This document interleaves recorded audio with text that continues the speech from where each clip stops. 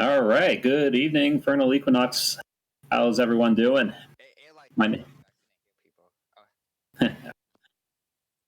We got anybody else on the chat? Yeah. Okay. I'm hearing some voices. Yeah, Fantastic. that's me, Babs. I Hey, couldn't Babs. find the panel. Did it just start? Yeah, it just got started. We just went live. Okay. All right. Well, Hannah's welcome being to Dan right now. Yeah. Welcome to Bronies Forever, the annual My Little Pony panel at Furnal Equinox. My name is Dan Raccoon, or as you might know me in the My Little Pony fandom, Captain Aileron. I've been running the My Little Pony panel for the last number of years, and it's basically an opportunity for everybody who's a pony fan to get together and just, well, talk ponies, and that's what we're going to be doing. I do have a co-host here this evening. We've got Hannah, who was kind enough to join me earlier at the toy panel, but is back again. So feel free to introduce yourself, Hannah. Hey, everyone. I'm going to be honest with you. I don't know anything about ponies. I'm mostly here just as backup to Dan if he has technical issues again. So if we lose Dan, please just carry on. But I am here, and I'm just going to listen. And well, there you go. Well, we greatly appreciate that. All the same. Yeah. The My Little Pony community has definitely seen a number of changes in the past couple of years, and not just because of the pandemic. Obviously, the original series that kind of brought everybody together, even though it was just the fourth generation, Friendship is Magic, did come to an end after 9 incredible seasons. Let's face it, how many cartoons even reach 9 seasons? Isn't that amazing? That's amazing. Not many. Yeah. Not too many kids' cartoons. Yeah. I think because the whole priority behind kids' cartoons is always to sell toys for the most part. So once they've kind of run through their product line, they tend to kind of move on to other product lines. Yeah. And this just kind of did a whole world building thing that was, that hadn't been seen in another kids show before. Mm-hmm. Yep. Yeah, yeah, like and a lot of the fandom pushed it too. Like a lot of the fanfics, such as what is it, like Fallout Equestrian and stuff, they gained a lot of momentum because since there was so much world building, you could make your fanfics like realistic to that, like the original source almost. Ended up as a sub fandom in itself. Yeah. The creativity of the My Little Pony fandom was just, well, it still is, just absolutely incredible. I mean, just the sheer amount of inspiration that this series gave to the fans in developing all these stories and all these, comics and all these virtual worlds that they've created and expanded on that have almost become their own, like, little, fan-made franchise within. I mean, I personally haven't actually read Fallout Equestria. I know, believe it or not, but it's I do know that it's incredibly popular and very well respected for the the amount of lore that has been built into it. But it's inspired. I tried reading it, but once I started getting into like 100 page chapters, it just got a little bit much. But from what I read, it's big. Yeah, for me. Yeah, Furnal. Sorry, not to dwell on it, but Fallout Equestria was always too negative for me. If I can say that, I know it's a really well-respected fanfic, but it's one of those things where I watch the show because it's happy and has a positive message. That is quite literally the opposite of almost all those things. It's overcoming adversity, which to me is not the premise of the show. So it was a different thing for me. But so I never. It was a kind of a depressing take on the main 6. I mean, it because it makes this Fallout because like the original Fallout Equestria was based off of I think 3 and the other ones, but I went through Fallout that one and then Fallout Project Horizons, which Project Horizon is really edgy. I mean, it's really edgy and cringy. It gets kind of messy sometimes, especially in the writing quality. Well, because a lot of these. When they're in the process of writing it, it's hard for, they don't really have enough money for like editors. So they have to edit themselves. Like you can't have the be the editor too. Like I think they only had like a couple people who would look over the book. even like the websites and stuff. Like they just, I mean, a lot of the stuff is like they were supposed to make like games and mods too, but they just don't have the manpower or the Yeah, a lot of those funding. projects sink. That's any fandom based project like that is never going to last unless there's fandom direct funding, and that's never going to happen unless people are getting direct results from it. Yeah, I've heard plenty of stories of projects like that which get a ton of support but still fall under just the weight of such a expansive project. Yeah, Exactly. Like it. I mean, there was no shortage of ambition in the My Little Pony community, and some of the greatest projects that people dreamed up, unfortunately, went that way. But others came pretty close. I mean, I'm sure we all remember the story of Fighting is Magic. How close they were to actually. I was just having about to think of. I was just thinking of that. What about them fighting herds? Like that was Isn't it like successor in a way? Yeah, That's the same thing, they got the successor, and they got what is it like they because it was the same team, and I think some of the My Little Pony people, they actually heard about it and they were supporting it. Like there was a whole documentary about it and everything.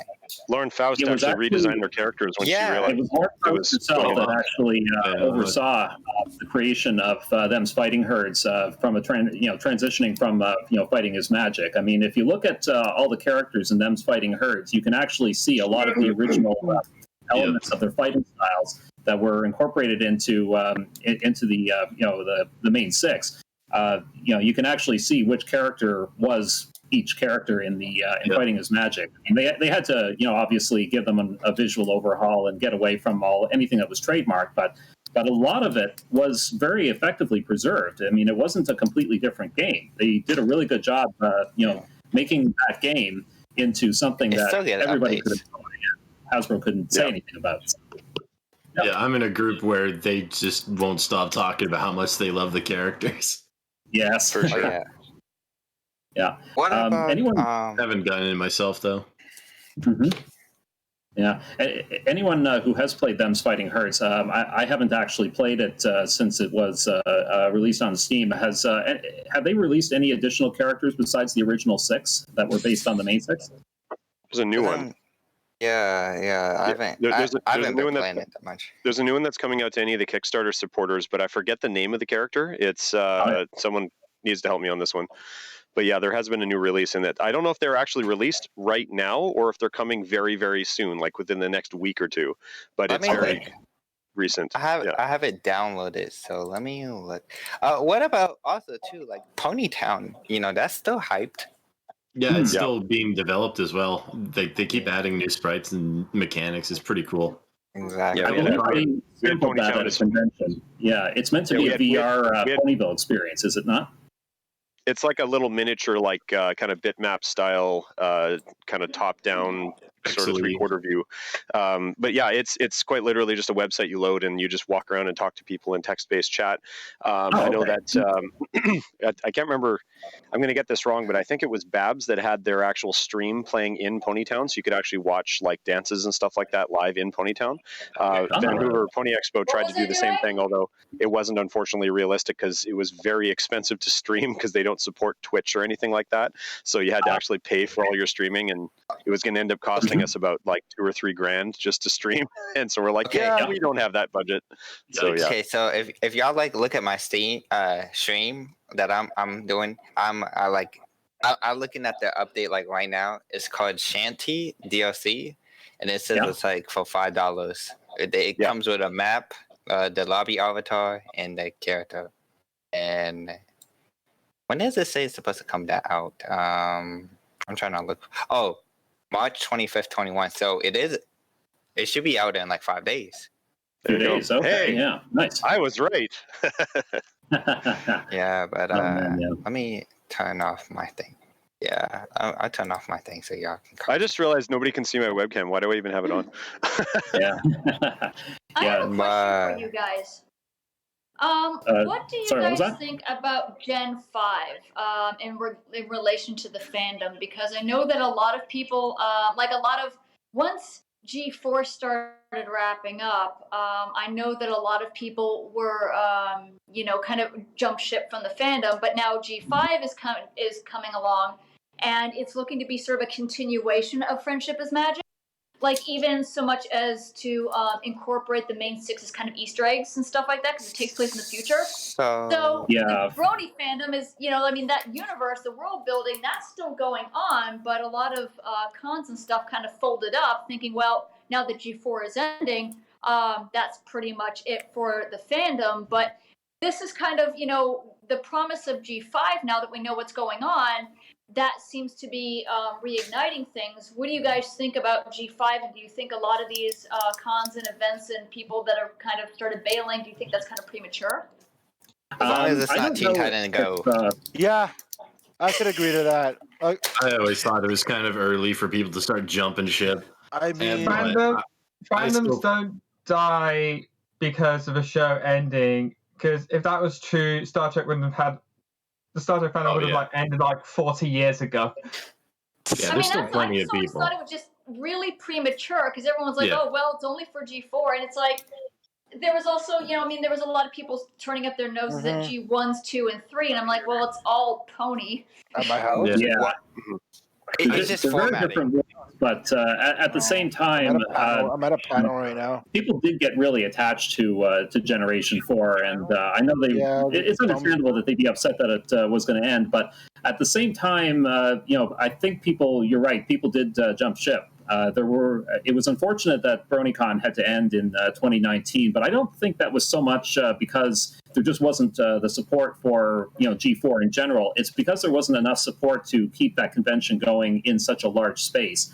I wouldn't be at all surprised if BronyCon was sort of revived, maybe on a much, much smaller scale. Like, in addition to BronyCon, I also attended Ponyville Cider Fest for a number of years, and it's a much smaller con. It's just set in a hotel. It brings in about 1,500, 2,000 people each year. But the fact is, though, is that they can sustain that quite effectively, and that con is still very much active. They're planning to run another edition this fall, as well as their sister con, Winnie City PonyCon in Chicago. So, there is still interest and support, but I think it needs to the fandom needs to focus on smaller events, not these giant events with 5,000 to 10,000 people. Smaller ones are, I think, are definitely the ones that are going to keep the fandom together. Hey Dan, if I could comment on that. So my name's Affinity. I'm the chair of Vancouver Pony Expo, and we started. We started our event basically the same year that BronyCon was ending. And we got so much media attention for the fact that we were starting an event when they were calling the end of the fandom and that the fandom was dying. We were well over double our expected attendance. And we continue to actually make money every year with an increased, it's not a large event, but we never were a big event. We never planned to be. We planned to be a small event like you were suggesting. I can tell you through insider information that BronyCon did not end because of lack of support. It ended because the parent corporation wants to run a more general-focused event, and they wanted to take the money from BronyCon and put it into a different event. And I know that through let's just say it's confirmed. So bottom line is that BronyCon did not end because the fandom's dying. They just wanted to make it look like that was the reason they were ending it. And now they're going to try to start a general focus anime, et cetera, gaming convention. So I always thought it was weird. Everyone calling oh, it's over. The show's done. If it's all leave, it was weird because I never really actually saw that many people leave. I don't really understand that, just to kind of get on topic, I don't really understand that motive of, we're just going to, have another generic anime and, because, they're right in the area of, Otakon, and it's you're going to compete with Otakon, but, you're going to relinquish something kind of more unique for a clone of Otakon. So what I was going to say in the general sense, because what I'm worried about Gen 5 is, because a lot of people see Teen Titans Go, success. If they switch it to an 11-minute format instead of the story building over instead of these short little clips, I think it might break. I don't think it will though, because it sounds like this Gen 5. It sounds like it's a little bit more involved, and especially with the movie plot that they're wanting to do. Yes. Yeah, I'm only in it for the plot. I think it's too early to make any calls. We barely know anything about it as it I is. really don't think that they're gonna do. I mean, it will work the first couple of seasons, just like a lot of these shows. But if you wanted to last like Gen 5 to last like 8 or 9 seasons again, you have to keep building it up. Like, let's.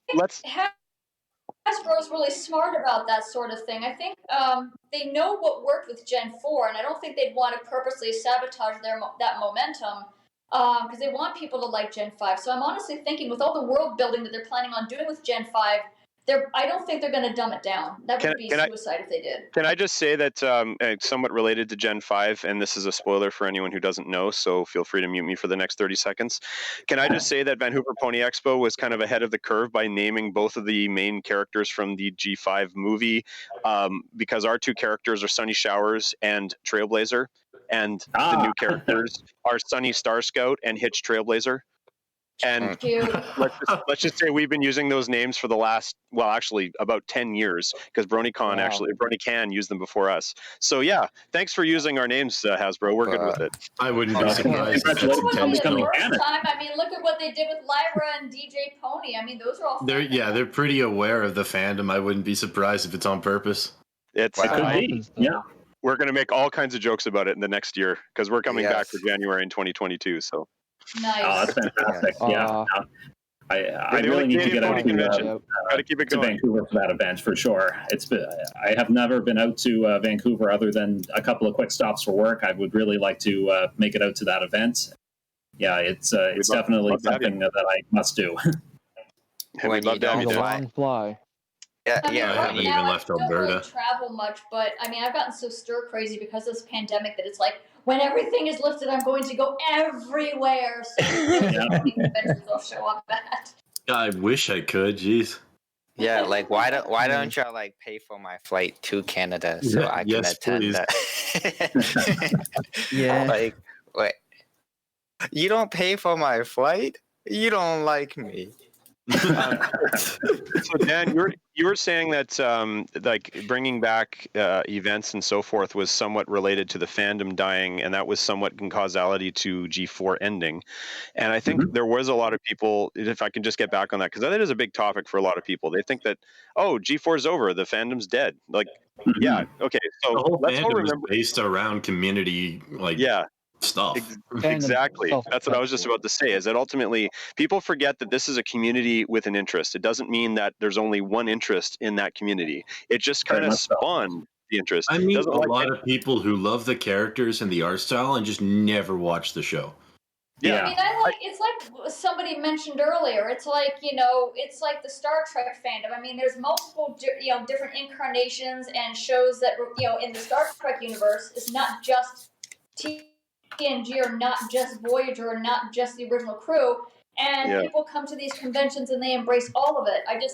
One of the things I found about recent pony cons is that it was very single-minded, and that did kind of bleed over into the fandom, and I'm just hoping that with Gen 4 that kind of widens things so that with Gen 5 rather, I'm hoping that if cons continue, that widens things so there's people like Gen 4, people that like Gen 5. Maybe there's more of a space for people that like Gen 1. And, the odd people that like Gen 3. I mean, I'm not going to judge, but wow. You know what they should do? I mean, they talked about, like, with the Brony convention, making it more general. Well, why don't there's plenty of artists in Japan and Korea that you can underpay your artists, so that way you can hire some Japanese artists. Ooh, and then call it the best anime of all. I mean, I'm just saying, call it the best anime of all time. You might not realize this, but G4 was almost like 90% of G4 was done in the Philippines. A lot of people don't know that. The other 10% was done in Vancouver at DHX, which is what made it look the way it did, and the major animation was done by them. But all of the tweeners were in top draw in the Philippines. Of course. Yeah. So exactly, but I'm just saying, if you put those artists, get artists, and because a lot of, like, it's not just Hasbro. A lot of people outsource to Asia, so you do it. You can attract more audience if you do that. Everyone does. I mean, Apple makes all their stuff in China for a reason. So does pretty well every other electronics company. mean, when you're making products for kids, you have to have it made by kids. Yep. But I don't know if it needs to be made by kids, but I think you definitely need to appeal to that audience, which is one of the things that made this show, for me, so appealing, was the fact that they did such a great job of that. They actually managed to bridge that gap where they took, everyone knows this story, they took the stories that everyone already knows, that they've already seen in a million cartoons ever, and they somehow put it into a very likable and very understandable, very relatable set of characters that aren't the perfect snowflakes that, you know, oh, they're the perfect world, perfect They have snowflake. their No, flaws. Yeah, a lot of flaws. the stories, Exactly. a lot of Yeah, those stories, a lot of those plot points, those lessons have been done before, but they managed to put a fresh coat of paint per se, make it look new, put it in a new perspective. Like the comics look good. I mean, I Comics are like good how that they also evolved with that. Like they started out with with Twilight and writing letters to Princess Celestia, but then that evolved into the main ponies having like a friendship journal, and then that evolved into the ponies teaching other ponies, other characters lessons that they learned. I like how the characters grew, and so did the format. Everything evolved, and it wasn't this static thing that had to be adhered to. It changed, and I really respected that. I also really like how that was their format of giving the lesson, because all the episodes have their social lesson, and I like how it was built into the writing of the show rather than it just being spat out by one character at random. Yes. Well, I also like how they kind of made fun of that. Like there was one. They did. That one episode where where Applejack was supposed to write a I didn't learn anything at all. Like I didn't thing. This is what you have to do, and I already knew this. That was a great episode. Funny thing about that, when that episode script was pitched, the writer of the episode, I can't remember who it was, but I do remember hearing that when they pitched that script, they thought that the idea of Applejack not learning anything was going to be rejected by Hasbro, but lo and behold, they were totally okay with it because it still reinforced the lesson. I mean, it was something that she knew all along. It was really just AJ being reminded of how important that was. Rediscovery is something that she was well aware of, and it still worked out for them in the end. That was Super Speedy Cider Squeezy 6000, written by Emmy Larson, of course. Emmy Larson, yes. I should have known it was Emmy Larson. They so many amazing scripts. They always projected as Applejack being stubborn, so You know what I'd like to see? I mean, this actually touches, the Super Speedy Cyber Squeezy 3000. That actually touches on the music of the show, and just the thought that went into the songs and how catchy they were, from Winter Wrap Up to the stuff that DJ Pony did to ensemble pieces like that, and like the Gala song. I hope that the new episode, that Gen 5, and I have a feeling they will, but I hope that they, not to put a pun on it, but I hope they bring the noise just as much as Gen 4 did, because I think that was one of the most clever parts of the show. Yeah, I never liked musicals, but they just did it in such a way, it flowed so well. A lot of the time the music was part of the story and it enforced a point or it progressed some point. It was great. I think they did 4 episodes throughout the series that were all musical. Yeah, the movie was good with the music. Oh, the movie was great. The movie was actually pretty fire. I liked it. It was great. It was enjoyable. Okay. I love the expansion of the world. Can I be the unpopular one and say that the movie unfortunately didn't go as far as it could have? Oh, definitely. Yeah. Like, I didn't like the movie very much. I thought it was a step backwards. But I think the biggest problem with the movie was the fact that they bit off more than they could chew with the story, and they had this very elaborate need to tell a lesson when they could have easily just made it a visual treat with great music and so forth. They needed to make it about Twilight learning a lesson and just focusing on that, and then also fit in the fact that they have to go through all these different transitions between Klugetown to the Sea Ponies to hippogriff thing and all of this stuff had to be fit in there. It's like if they just ditched the whole sea pony thing, that would have been a much better movie in my opinion, because they could have focused on the stuff that people wanted to see, which was airship battles and freaking pirates and like all the cool stuff that they brought in and then just destroyed in like what, 10 minutes? Yeah, I think it was good for their first outing in that the part, that was actually really enjoyable. I just wanted to see the hippos. Queen of the hippos, yeah. Very hungry hippos. And you mentioned the music. I can't remember who that was, but like, let's give credit to where it's due. That is 100% thanks to the people behind the music, which in very large part was Daniel Ingram. Open up your eyes. He was just like, if you've ever met Daniel, he is such a great guy, such a perfectionist too. But I mean, there's so many other people involved as well. I'm forgetting who did the orchestral arrangements. I'm forgetting his name all of a sudden. It was I own the album, Daniel but Ingram. I can't. I'm not pulling the name out of my head right now. I'll find out. I always forget his name. I'm sorry, and I feel bad because he's such a great guy too. But I forget his name for some reason. I'm bad with names. So. Anyway, those guys are incredible, which is another reason why, in my opinion, Marcus Warner is one of them. Oh, okay. And there's a couple other people as well, but he's definitely big in there. Anyways, bottom line is that, like, unfortunately, I've always thought that Pony Life's music was not memorable, not as good, and I would argue that that's probably because it's not being written by the same guys anymore. So yeah. Daniel Ingram was just so talented, but being able to come up with so many different songs, all based on one central theme. Like, how many songs about friendship, just in general, did he write? I mean, he wrote so many.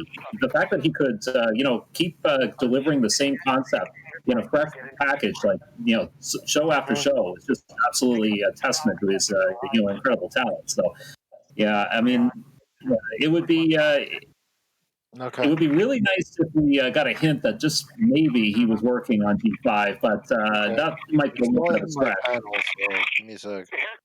They've made it very clear that unfortunately G5 is entirely new people in every way, which is really too bad. I mean, I think it's more because of contracts, because they have to pay people more every year, and it gets too expensive.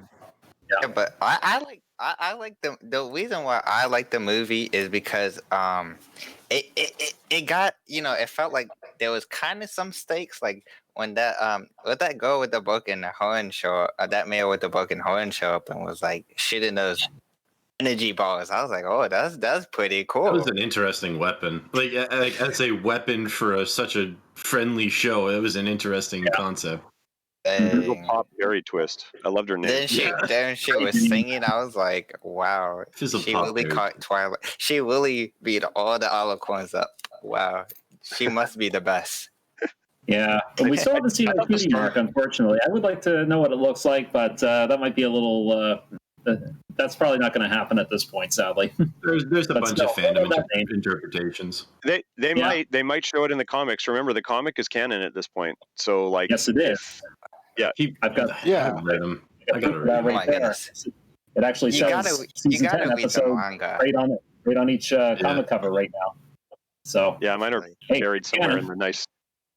Oh, if anyone hasn't got these, if you collect the comics, by the way, I guess you can't see my screen, but they IDW actually sells these absolutely incredible comic boxes that are like fully themed for ponies. And it's got like. Oh wow! You can actually put your comics into these amazing boxes. Everyone that's on the chat can see my screen. But anyway, ask your comic shop if they can get them because they're an official merchandise. That's pretty neat. That reminds me. Does anybody is the My Little Pony card game still a thing? Yeah. I heard. Oh, I got a fucking lunchbox full of that. So again, please. I think I see those at like Walmart, but I think.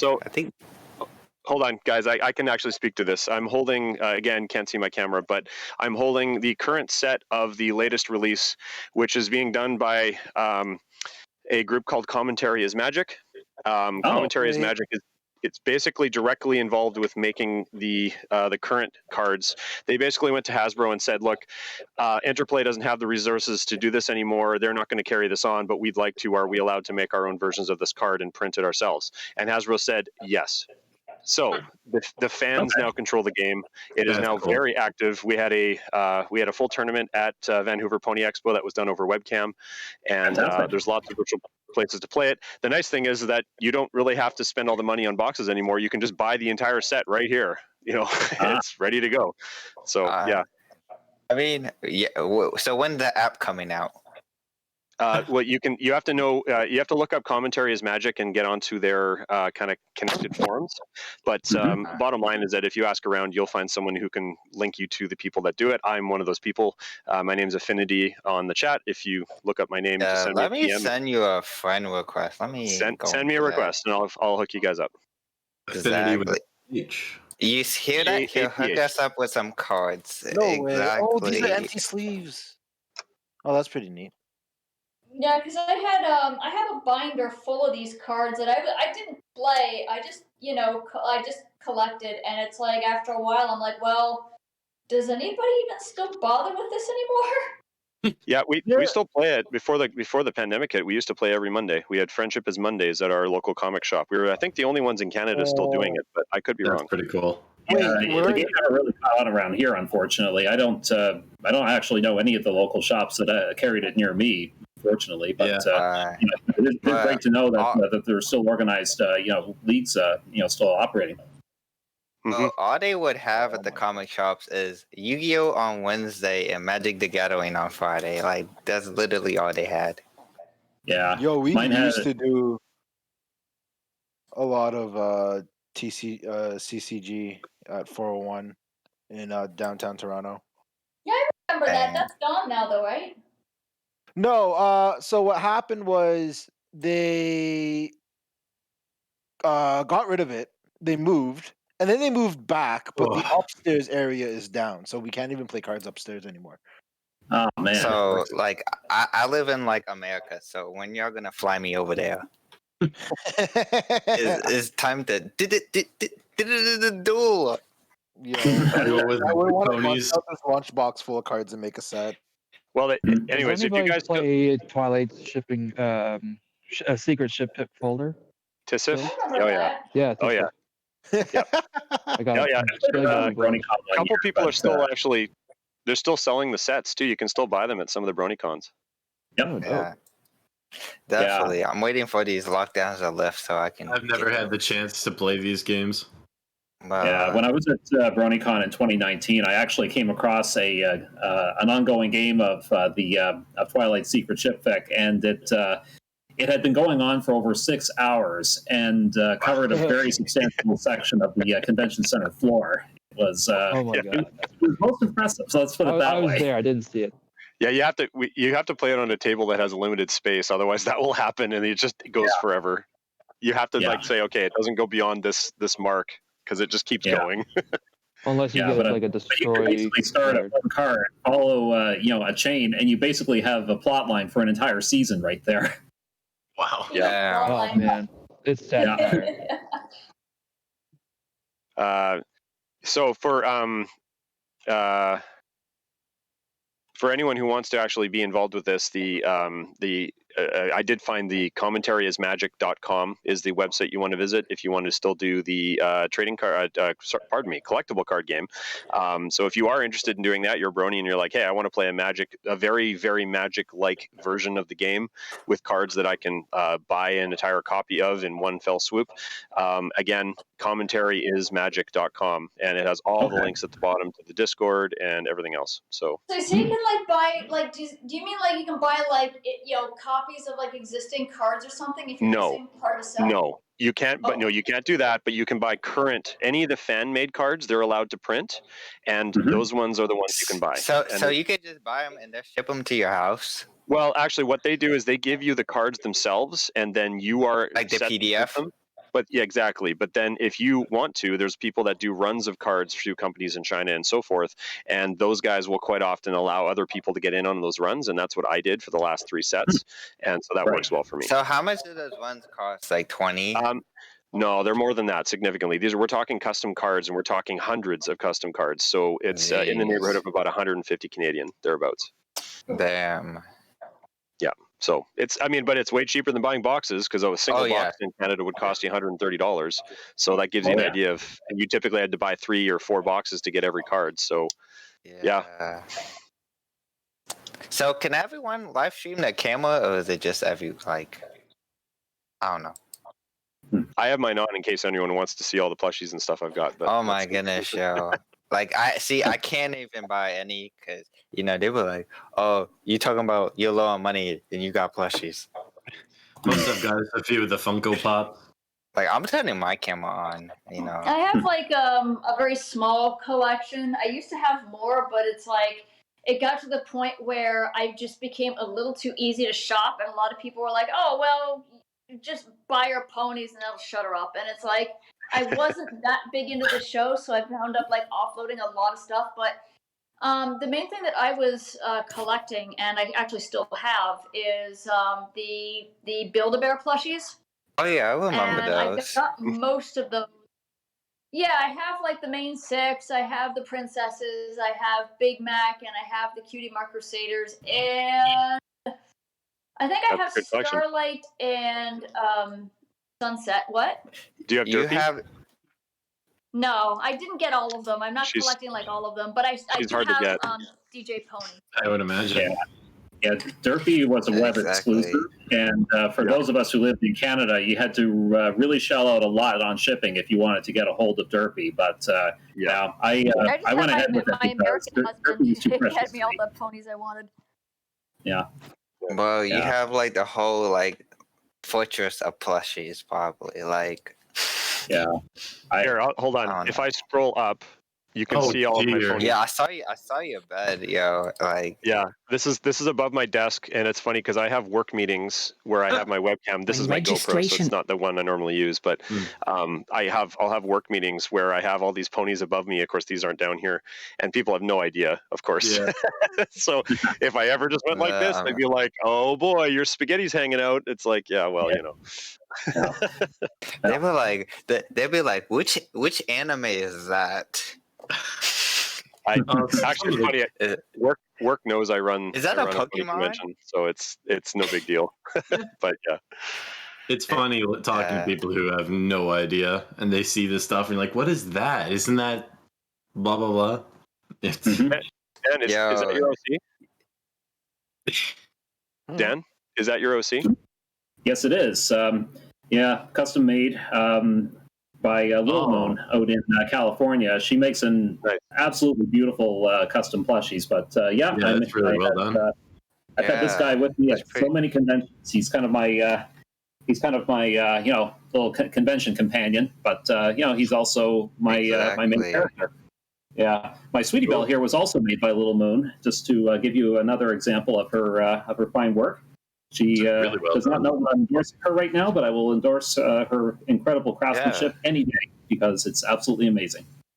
Yeah, she does a great job. Yeah, I see. You've got a KLP Scootaloo back there too. I do. Yes, that was a purchase at Bronies a couple of years ago. Scootaloo is definitely to reach her here. She's very cuddly. And you can just kind of hold them under your arms here, and that's great. Very good stuff. They use it looks like they use really good material when they make those, so that's good. That's very silky and velvety. I forget what you know what I'm talking about. That embroidered and everything. It's called Minky. Yeah. Minky. Actually, that's what I was thinking. It's funny, Dan. I have a Scootaloo exactly like that. She's so well loved now that she's her face is all squished in, and she's very soft now because the ones made by Remy plushies, they used to be known as KLP. Now they're known as Remy plushies. Okay. I didn't know if they were. Oh yeah, they're still around. They realize that the pony fandom's not their only market now, so they've kind of generified their name. So now they're Remy plushies. So they do Pokemon and anime characters and stuff like that. I'm in the Evoli community. They're doing a set of Evoli plushies for us, but they still make the ponies. So, that's good.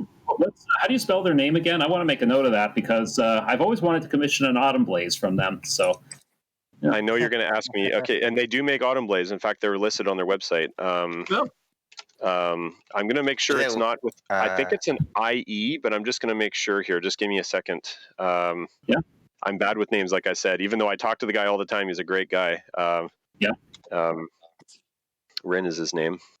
But anyways, sorry. Give me a Dolls? second. I'll find out. Is that what it is? Well, just give me a sec. I'll find out. Just keep going in the meantime. Yeah. All right. Anyway, while he's looking, what else did y'all want to talk about? Like, Well, what was your favorite episode of season 9? If everybody, I assume at this point, most people have seen season 9.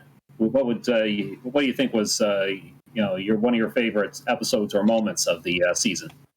I think it was. I'm always bad at remembering what's what. I wouldn't know which think it was when Soundblade came back and he literally did like I think it was when he destroyed that tree, the Tree of Harmony. He just destroyed it, and then he went to the Crystal Empire, and then he went back to Cantalot. I was like, yo, this man nearly won. Like, I thought Sparkle 7 was great. Yes, the 200th episode that actually had all the input from all the main voice actors. I mean, I love the background on it. Yeah, that was good. It was just it was such a great idea, and also such a great tribute to the VAs to actually seek out all their input and even giving them a story credit for the episode. It was even like all the stuff they developed in there did come back at the end as well. Yep. Like all their castle defenses, they came back, which is really that's what I love about the show. They don't forget about things. Nope. Yeah. The continuity was really awesome.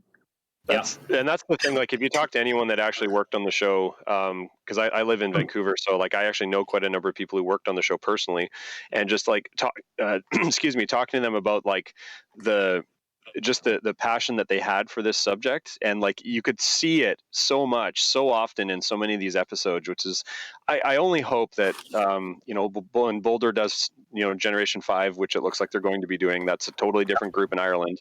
When they take this on, I just hope they have even half of the like the go for it kind of attitude that DHX always had, and that's I think what made this show so great was honestly DHX. I'm just going to say it flat up. I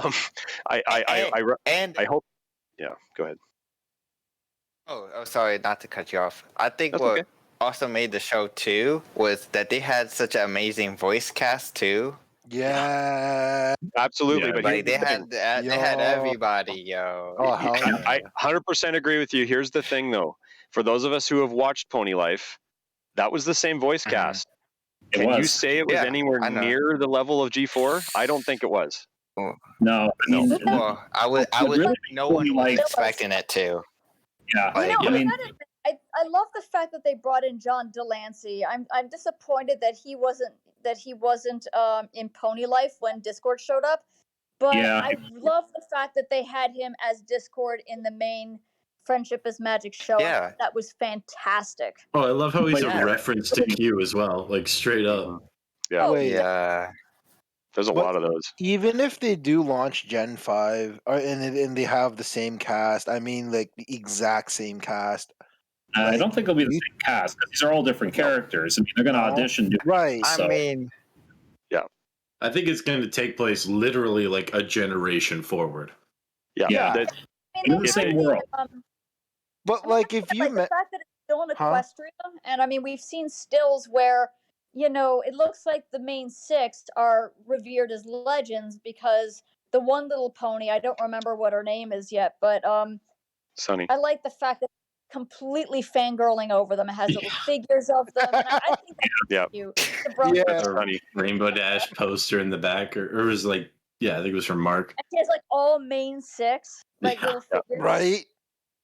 Yeah, Sunny is that character, which is why I think it's hilarious that our main person, this character right here is Sunny Showers, but the new one in G5 is Sunny something else. Yep. Anyway, Star Scout, I think. Is like I'm kind of wondering how they're going to tackle this because apparently, from what I've been hearing from the synopsis, G5 is going to have, a rift between the Pegasi, the unicorns, and the Earth ponies.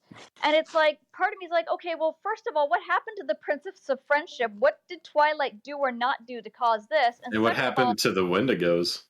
I was gonna say, what about the Wendigo? Is Yeah. that gonna be a thing? That's pretty much what happens when these different cultures are splintered apart. The Wendigos come in, like, freeze everything over. I saw a Wendigos are meme. magic, though, right? Yeah. And I think the whole point is that magic has gone away. That's what they say, is that magic is just basically gone. I saw a meme where it was something along the lines of, like, the six destroyed the Wendigos or whatever, and it's like, now we can all freely hate each other. Like, it was always in there all along. They always hated each other. The Princess of Friendship. What happened to? Wow. Yeah. My headcanon is that the Wendigos were actually Aurora Borealis, the reindeers from the holiday special. Oh, man, that would be an interesting twist if that turned out to be the case. Yeah, that's my headcanon, though. Yeah. Okay, so I was asked to look into a few things. So the people who make really great custom fandom plushies, like your Scootaloo back there, they go by Rimi Plushies, which is RIMI Plushies. So that's Romeo Indigo. Yeah, Romeo Indigo, or sorry, Romeo Indigo. What's M? Mustang. Mike. Romeo India. Sorry. Say again, please. Yeah, Romeo Indigo, Mike Indigo. Okay. Yeah. All right. And I tell you speak. Oof. Yeah, well, it's either India or Indigo, depending on who you talk to. Yeah. There's a few iterations of the alphabet there. Yeah. Yeah, I remember I've seen them around, like matter. BronyCon. Like, you'd always see these great big plushies hanging off of people's shoulders. Yeah. Yeah. Well, you saw my Lyra here. She's pretty. Holy. Chungus. I think that's bigger than, like, they're supposed to be. Making a terrible joke. I have a marble pie on her way. She's in the mail right now. She's the same size as, well, actually bigger than Lyra. So. Wow, my goodness. I was hoping she'd be here for this, but she's not. I don't have any custom plushies. The only thing I really have is an unlicensed Brayburn plush. But that was like, there was some company that was making them and selling them at, like, comic shops and stuff under the table. Only factory. Yep. Probably. It just has. It doesn't say, like, there's no tag on him. It just says not to 3 sad onions. And yeah. Have you all seen the new calculations based on the tennis ball? They're small. Huh? Yeah. They're under 2 feet. Or just over 2 feet. Supposedly. They were bigger before with the candy cane. Yeah, that life size is generally considered to be, like, Lyra is 45 inches. She's considered to be life size. Marble is going to be 52 inches. Again, life size. So it just depends on who you talk to. Dang. Yeah, they don't give us any though. concrete numbers, so. Yeah. I think one of the most interesting pony creations I ever saw was actually at Anthrocon one year. There was this guy, what was his name? Thrash Bear? Dan, you might know who that is. And probably Yeah. And he makes rocking horses. And I remember one year he came in with a full-sized rocking horse of one of the ponies. I think it was Pinky. And this thing was massive. Yep. And people were taking turns of riding on it. I thought that was so freaking amazing. That's pretty cool. Yeah.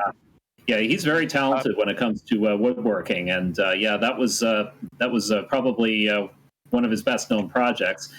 I don't know if that he wasn't still like just woodworking. It was like he made it was a huge plush pony on a wood frame, and it's just so amazingly done. That was years ago, and I'm still floored. Someone had mentioned if you can still get Twilight Sparkle Secret Shipfic folder, by the way, which is that other card game we mentioned. If you are interested in picking that up for yourself, the guys who printed it last that I know of is skyrailroad.com. Skyrailroad.com. Okay. Yeah, they don't list it right now, but I think if you emailed him, he might be able to tell you where to get it, because I know that he was printing them before. So skyrailroad.com for TISIF. No, that's good to know. Thank you for digging up all this information because allowing people to indulge their passions is what's sustaining this community even more so. So thank you for sharing all of that. It's a big bulk of it. Yeah, I'm glad that the fandom creativity is still alive because again, there's so much talk about people leaving the fandom and G4 is ending, so I'm ending, stuff like that. And I'm glad to know that that isn't the case. I mean, I think a lot of people's just to touch on some things that we already talked about, I think a lot of people are now reassured by the direction that G5 is going. I think a lot of people are, now I think a lot of people are, being creativity and stuff and starting to realize what's out there and kind of revisiting G4 again. I like it. I mean, personally, I would love to see BronyCon come back. I would love to see more, creativity. I mean, I'm not a huge participant in the Brony fandom, but I did like watching what people came up with, and I'm looking forward to watching it again. If you're an East Coaster, anyway, come to Ciderfest. Or sorry, anyway, come to TrotCon. Sorry, anyway, come to TrotCon or Ciderfest or Vancouver Pony Expo if you're Canadian and on the West Coast, or just Canadian, period. Or come to BabsCon, or come to oh gosh, I'm forgetting. Con, yay! There's so many cons still, guys. Like there is no shortage of conventions. Go to one. Wait, can someone ask me how did Canterlot Con die? It was in Toronto. That's a long story. Yeah, God. Oh God, too long to get into. Once, and I'm not going to really go in there because we don't need discourse. But oh dear. Remember, guys, these fandom conventions are run by people like me and Dan or whoever else is. I'm just giving examples, but people who make a point of running something. Your support is the only reason they still exist. If you don't support these events, they will go away. So if you don't like if you don't like what one con is doing, the best thing you can do is just zip it and go to another event. That's all I can say, because everyone's doing their best. Everyone's a volunteer. It's like there's that, but it's like everybody went to Vancouver, or everybody went to BronyCon or what have you. It's just everyone jumped ship and went to another event because the one in Toronto it could have been done better. I'm just going to leave it at that. But that's pretty much what everyone did. There were so many other cons that people were like, okay, we'll just go here instead. There's a group trying to start one in Montreal right now. I wish them luck. They've contacted me a few times. I hope they can still find a way to do that.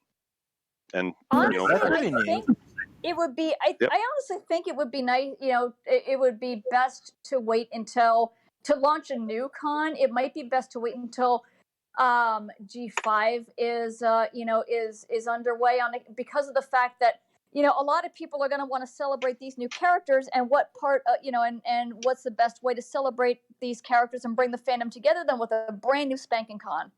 Hey Dan, how's our time doing? Let's see. We got about 2 minutes, 2-3 minutes left. So 3 minutes. Dan, do you have any panels tomorrow? Unfortunately, not. Both of my panels were today, and this is the second. So, but I still do appreciate everybody coming out and taking part, and fueling all these amazing discussions. So, thank you.